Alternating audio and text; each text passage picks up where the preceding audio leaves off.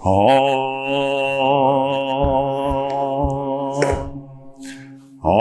Sahanā-Vavatu, Bhunaktu, Saha Vīryam Karavā-vahai, Tejas Vinā Vadhīta Mastu, Vidvishā-Vahai. Om Shānti, Shānti, Shāntihi. Humble Satguru Sivananda Saraswati ki, for all the saints and sages of all the traditions. Jai Hari Om Tat Sat. Okay.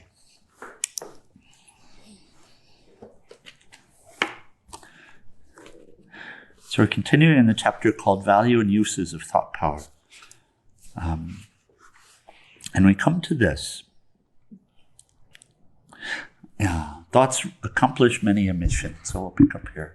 It says you can aid a friend in trouble by transmitting to her thoughts of comfort right from the place where you are. You can help a friend in search of, this is not just a reading, so it helps if you actually, no, I'm not complaining. I just want you to hear these words because this is very important. And I feel like in our review so far, this teaching is resonating with us, yes? And so we come to this because this is really karma yoga. This is real karma yoga. And real karma yoga has to start with this, which is not just that we do service from a disinterested perspective, but we do service from a very interested perspective, really genuinely wishing the benefit of all, working for this, but detached from the results, letting God have the results. You know, you do your best. And you let the divine do whatever's to be done with that. Yes, that's karma yoga. That's really nishkama karma. That bhava. It's not disinterested. And of course, when we first come to it, it'll seem like disinterested because before we were so interested in what we wanted from it that we have to break that. Yes? And so, since we come from a place where we can't understand why we would do something unless we wanted to do it, does that make sense? We can't understand why we would want to do something unless we want to do it. Huh? Then breaking ourselves of our own personal interest seems a big thing. And so, and this is the thing about ashram, by the way. And, you know, it's very interesting. Playing this role, it's really a screwy role. It's a very interesting role. It's funny though, because most people that come to ashram, they're feeling the need to uplift their life. Still caught up though in the notion that the problem is out there somewhere, some other person, something that someone did, etc. Still very much caught up in that, and so generally so damaged. Because everybody in this age, everybody suffers some kind of abuse. You know, and by now everybody's played every role. We were talking yesterday about the 3 roles, and through our births, we played every one of them multiple times. We've been the abuser, we've been the abused, we've been the savior. We played all of these roles. And right now everybody's on edge because abuse is right. You know, and we become so abusive in our speech and our actions and all of this in this time. And here studying this, we recognize it all has power. It all has great power. So generally we come to ashram very injured and not recognizing that we're the ones injuring ourselves, right? And we hear things like karma yoga, these concepts, and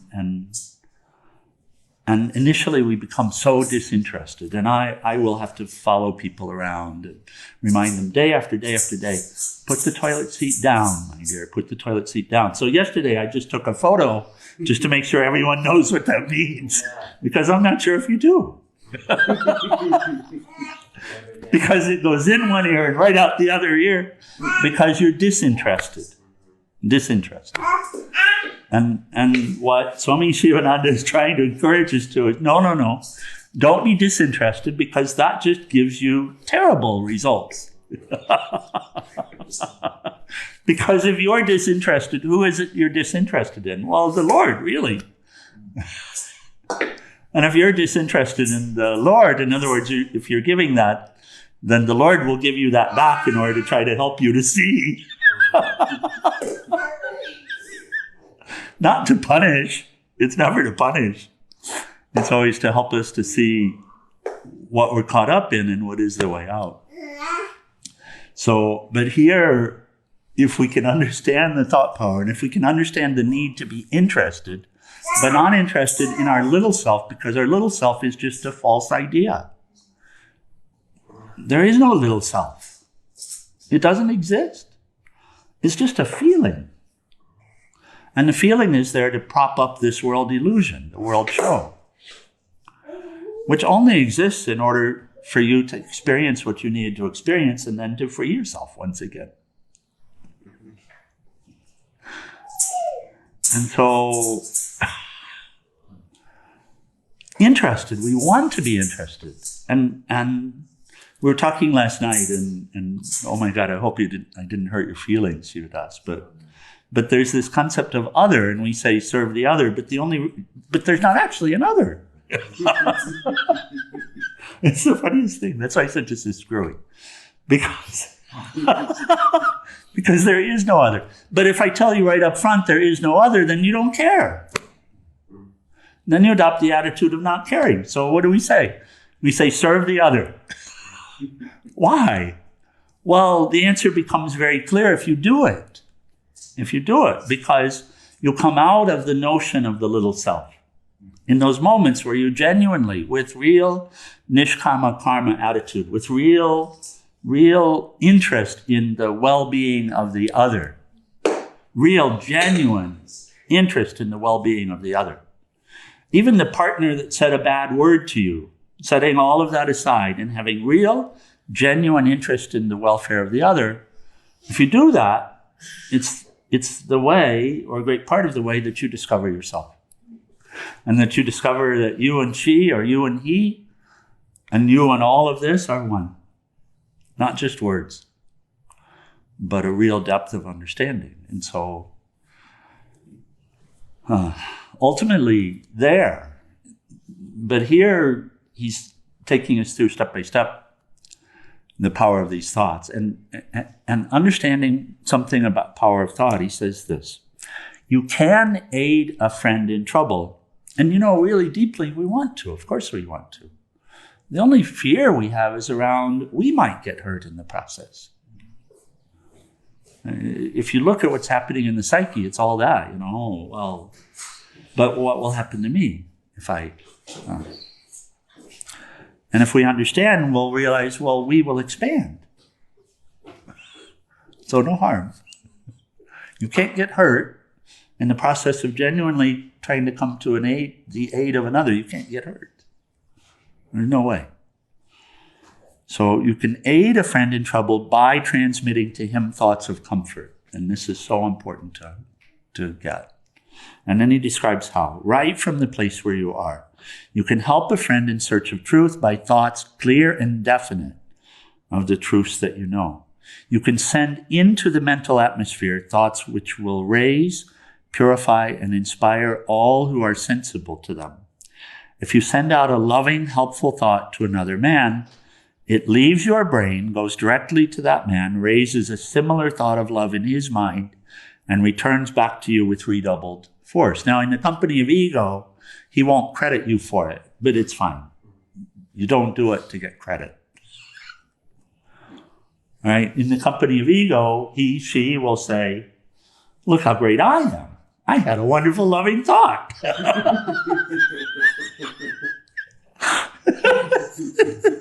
It's fine, let it be. If you send out thoughts of hatred to another person, it hurts that person and hurts you also by turning back to you with redoubled force. Therefore, understand the laws of thought. Raise only thoughts of mercy, love, and kindness from your mind, and be happy always. And if we do this, then we discover what always happiness is. It doesn't mean happiness in the absence of sadness. It does not mean an isolated happiness. That's a crazy idea that we have too. Happiness is inclusive, not exclusive. As long as you try to exclude, you suffer. Happiness and sadness coexist. Happiness is not the absence of sadness. I'll say it again. But in happiness, you need to get to the Anandamaya Kosha to get the happiness, and you have to transcend mind and intellect. You're making something very technical that's not. Okay. I'm just sharing.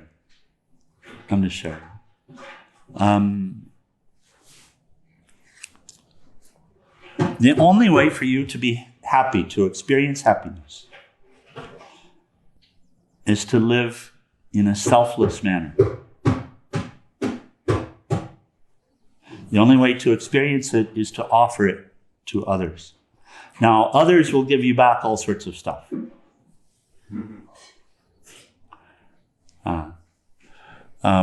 So it's not in other words, we're not talking about an exchange. We're talking about a release. But in that release, it's an opening, and it's an opening to whatever's here.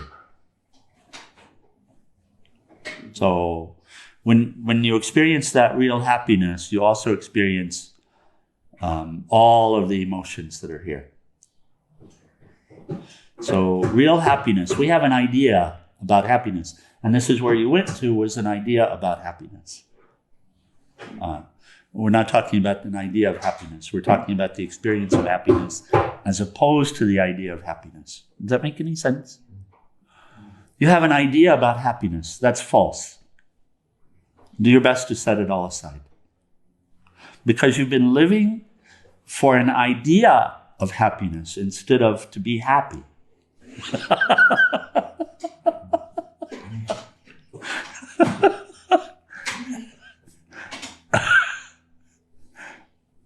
I could speak from experience and also point to the scriptures. So is the purpose of learning all of this to eventually forget it all? In some ways? Is to forget yourself. Because that's just a notion. Those are just ideas and belief systems and desires and protection mechanisms and all of this stuff which don't have anything to do with the reality. So the purpose of learning, you can say, is to recognize that you don't know. But, fully, completely. But then at the same time recognize where knowledge exists. And become an agent of that, become a servant of that. Instead of trying to be your own agent and to serve yourself. Your own notions, your own ideas, your own belief systems. So here's also a screwy part of this job, which is that as soon as you get to a level, I'm told to pull that rug out from under you.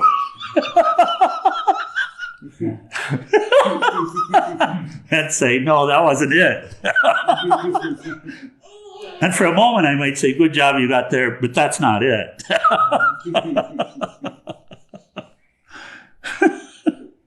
Because we're dependent upon ideas about things, but the ideas are not the things. From a thing perspective, an idea is a thing.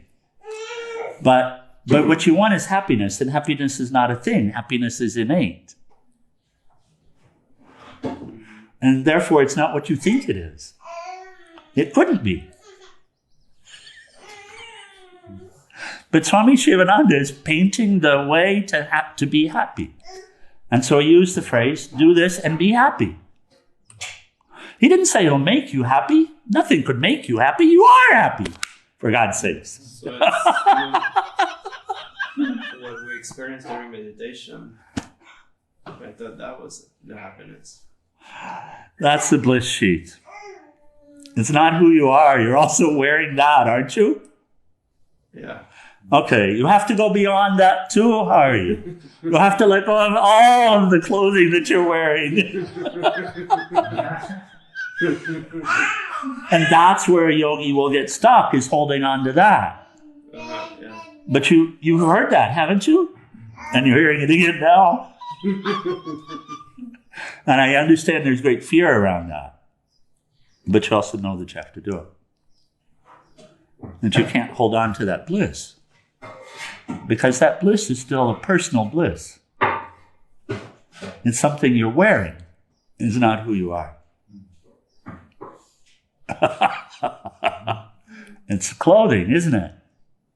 Yeah. Yeah, it's a kosha, isn't it? What's a kosha? Sheath.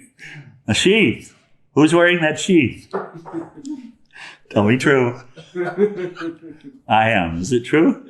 Yeah. Yeah, okay. Oh, Nataraj, you had a question or comment? Oh, it was kind of back. In our craziness. Sorry. It was backwards in the conversation, but there's sort of like a persistent idea that goes around a lot in the world. Yes. And the idea is that no good deed goes unpunished. I'm sort of wondering if you could unpack that. Yeah, it's true, and it's true. From one perspective, it's true. From one perspective, it's true. But who's getting punished? Are you getting punished? Yes. Well, I mean, it depends on which you you're talking about. So you're punishing yourself. Just your idea of self is ever getting punished. Yeah. If you have no idea of yourself, you're never punished. If you understand yourself to be spirit, who could punish you? No one. So it's only ever an idea of self that's getting challenged. And that punishment of the idea is grace. Only you hold on so tightly to your ideas of happiness and everything else. You hold on so tightly to those ideas, you're not seeing that holding on to those ideas is preventing you from experiencing who you really are in your natural state. They're holding on to these ideas and limited notions so tightly and protecting them, defending them with your life. And you're not seeing, although you get glimpses of, that holding on is what's preventing you from having what you really wish to have, which is your own self, capital S. Right? And so you know that life is challenging. You know that life is hard. I don't have to tell you this. I just need to remind you, and you can think about it, and you can see it. And attaining the goal that you wish for seems an impossible journey, but somehow you keep on going anyway. But surely you come into depression because you feel like at times it's just impossible. I'll never get there. Right? And it's impossible to do it the way you're trying to do it. It's true. But at some point you'll give up on that. And then you'll have it.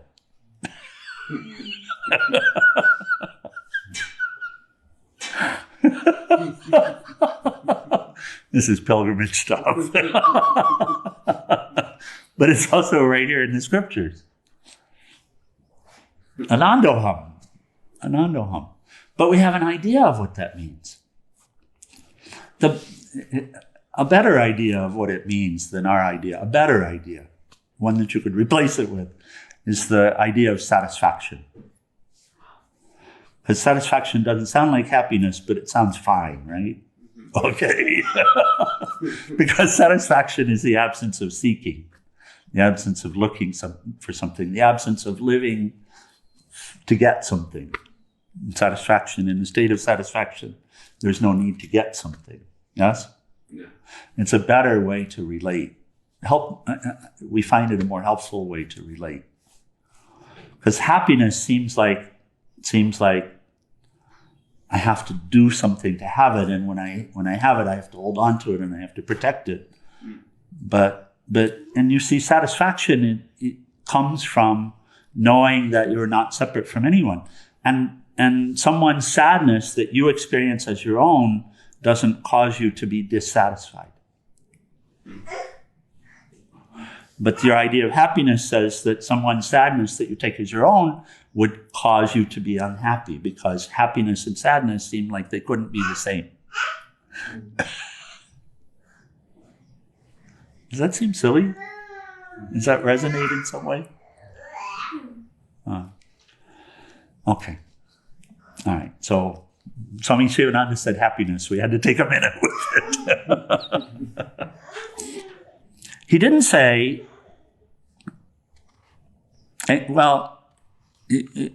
we find with Swami Sivananda, every word has a purpose, and there are no accidents in the placement of the words.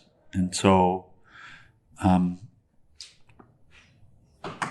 he says, therefore, understand the laws of thought. Raise only thoughts of mercy, love, and kindness from your mind, and be happy always. Can we tell the relationship there? We feel it's important to recognize why we need to understand the laws of thought and raise only thoughts of mercy, love, and kindness all of the time. Why we don't want ever to raise any thought of anything else. Do you know how to raise a thought? You just call it forward. You use your will and you call it forward. You raise the thought, right? We have this, sorry, yes? Yeah. We have this practice where we say, and you can try it for just a moment, you'll see. If you close your eyes gently and if you clear the mind out, just let everything go. And then bring an image, any kind of image, into the mind and observe the image.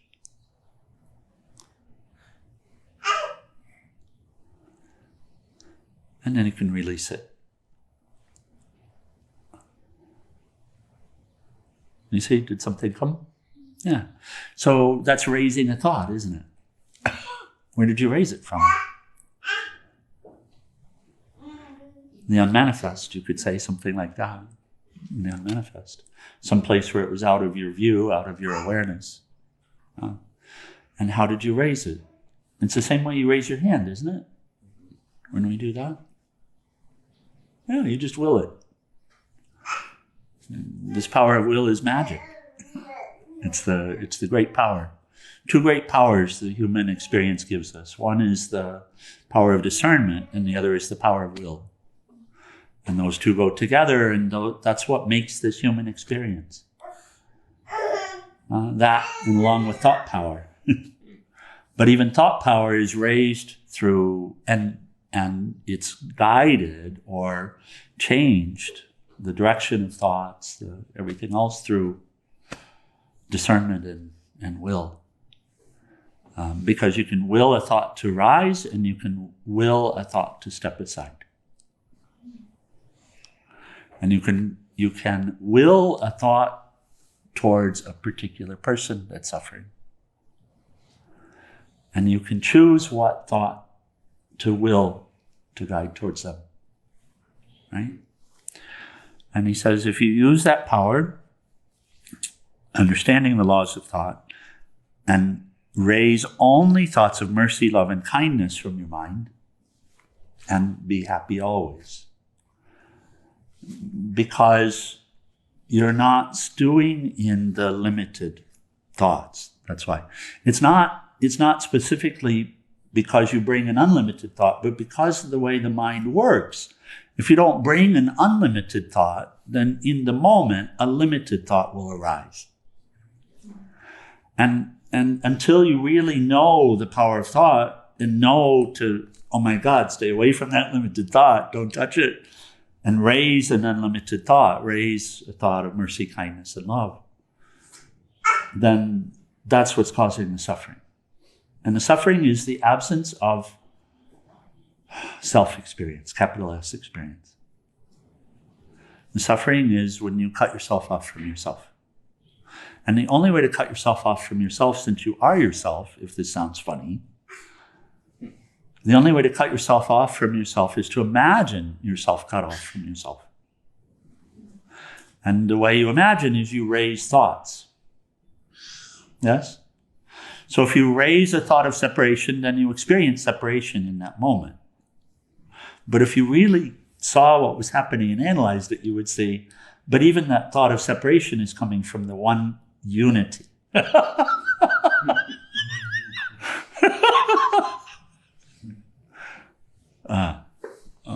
Okay. So, knowing this power, when you send out a useful thought to help others, it must have a definite positive purpose and aim. Then only will it bring out the desired effect. Then only will that thought accomplish a definite work, and it will. I don't know. So we took a moment after the chanting, and we brought and willed very strongly a beneficial thought towards each one of you individually. So it's okay. We're not asking for credit. We're just pointing something out.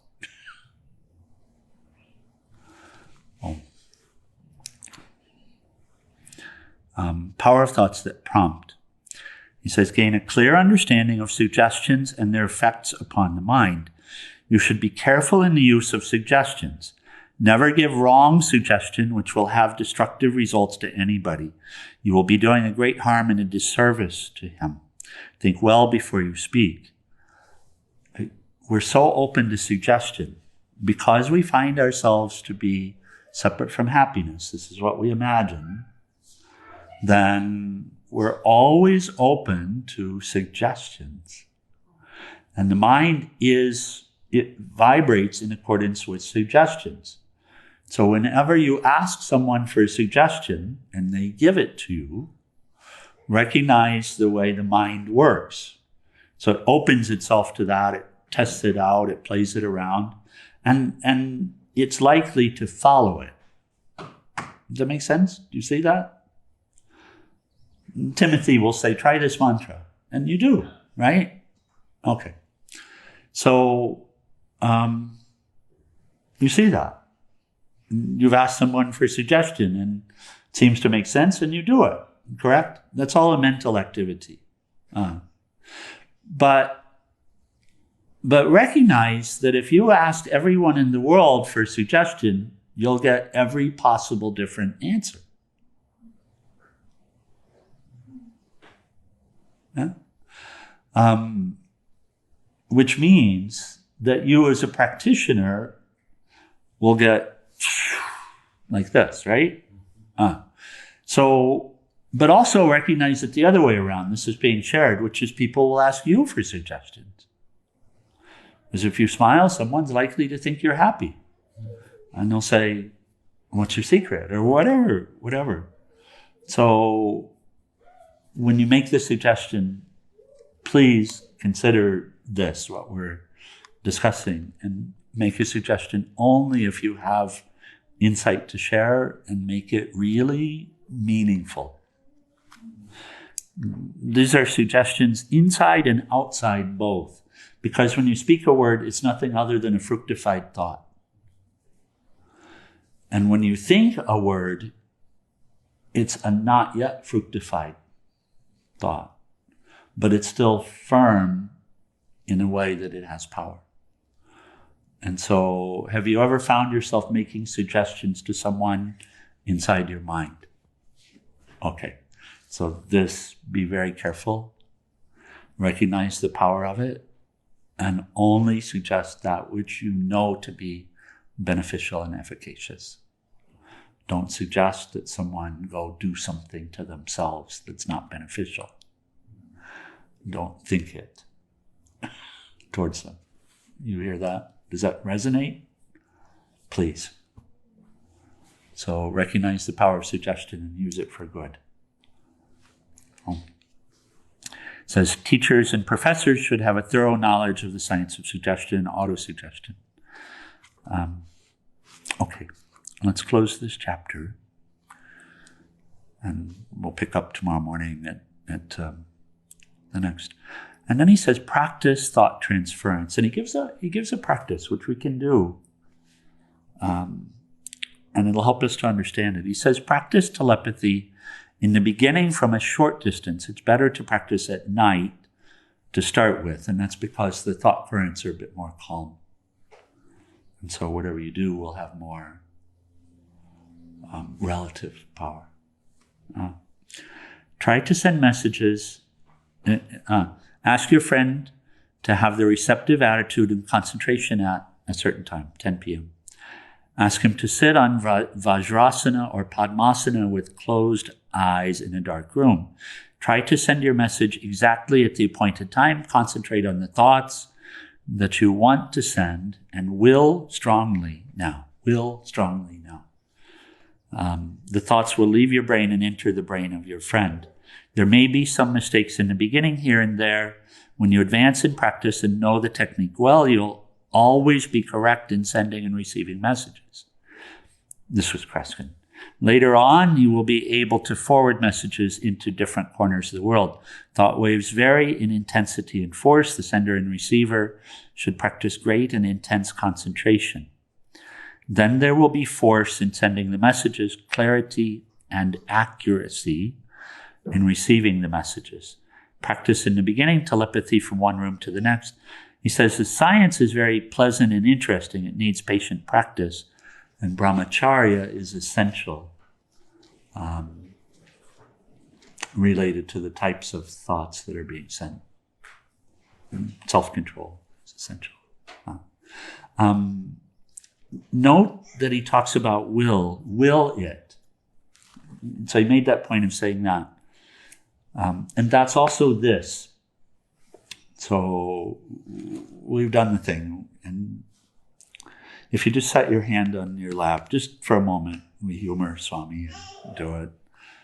And then when you raise it up and look at it, you can put it back down. And we've done this, and you recognize that the power involved is will. And if you imagine for a moment that there's a 10-pound book sitting on top of that hand, then you know if you still want to raise it, what it takes is simply more willpower. And if you look inside yourself, you'll see that happening. You'll see you bring more attention to it.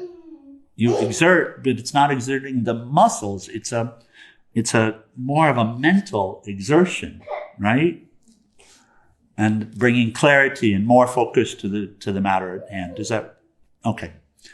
And so when he talks about sending a thought, a beneficial thought with strong will, does that make sense? It's like that. You can picture that 10-pound book on the hand and use that same focused will in order to really concentrate and bring a beneficial thought towards someone in need.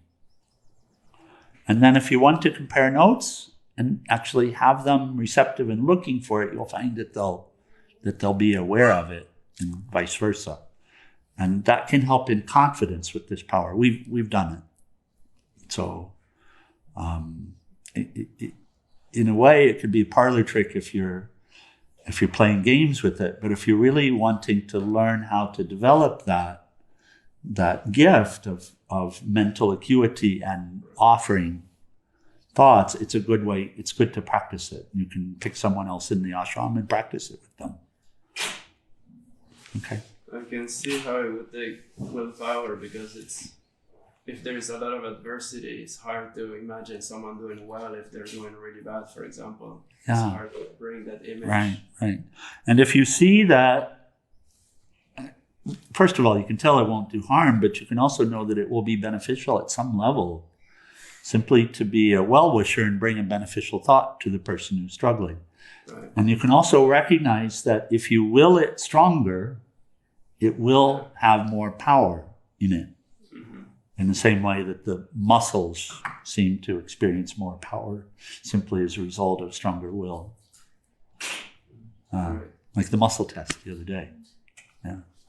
Okay. And then he closes with this. He says, the power of vigorous divine thoughts. He says, thought is life. What you think that you are. Your thought creates your environment, and your thoughts constitute your world.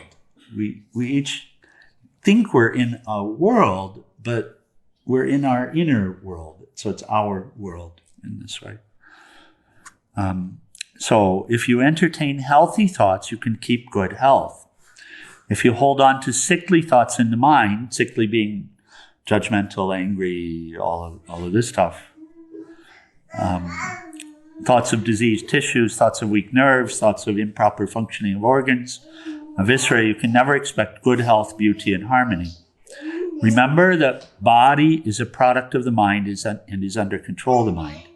So if you hold on to vigorous thoughts, your body too will be vigorous. Thoughts of love, peace, contentment, purity, perfection, divinity will make you and others around you perfect and divine. So cultivate divine thoughts. Okay. Questions or comments?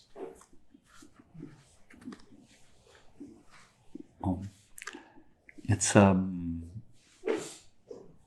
amazing to learn this power and to learn how to apply it. This itself is transformation. And we each have it.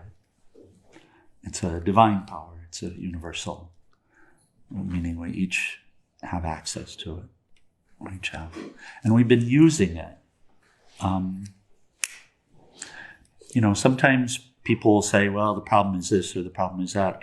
Really, we just suffer from one problem and there's one solution. And the problem is ignorance and the solution is learning. So it's just that. So never judge another. Never judge another. Because whatever they're suffering from, it's the same as what we're suffering from, which is all of the vestiges, the related thoughts and desires and such related to simply not knowing who we are and what is this world and what are the tools that I have in my hand and how can I use them? How can I free myself from this suffering? Just this. And so anyone that's bringing suffering is simply coming from a place of ignorance. If we knew, we certainly wouldn't do it. So everyone should be forgiven. You should be forgiven. Everyone, everything. Oh. Okay. Close with final prayers and arati. Time. Page 174.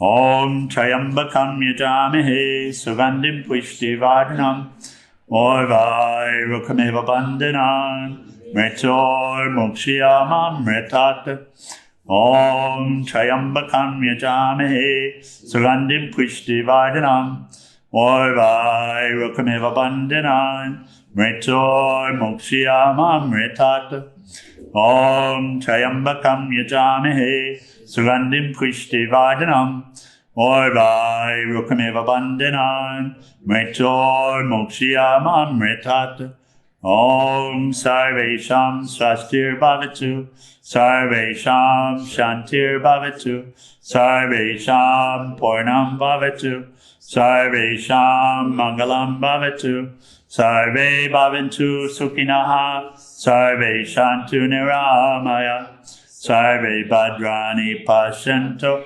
Makashi Dukhabhag Bhave Asato Ma Satgamaya Tamaso Ma Jyotir Gamaya Mrityor Ma Amritam Gamaya Om Purnamada Purnamidam Purnamudashate Purnasya Purnamadaya Purnameva Vasishate Om Shānti Shānti Shāntihi. O adorable Lord of mercy and love, salutations and prostrations unto thee. Thou art omnipresent, omnipotent, and omniscient. Thou art Satchidananda, Thou art existence, knowledge, and bliss absolute. Thou art the indweller of all beings. Grant us an understanding heart, equal vision, balanced mind, faith, devotion, and wisdom. Grant us inner spiritual strength to resist temptation and to control the mind. Free us from egoism, lust, anger, greed, hatred, and jealousy. Fill our hearts with divine virtues. Let us behold Thee in all these names and forms. Let us serve Thee in all these names and forms. Let us ever remember Thee. Let us ever sing Thy glories. Let Thy name be ever on our lips. Let us abide in Thee forever and ever. And below Sadhguru Sivananda Maharaj ki, and for all of the saints and sages of all the traditions. Stand for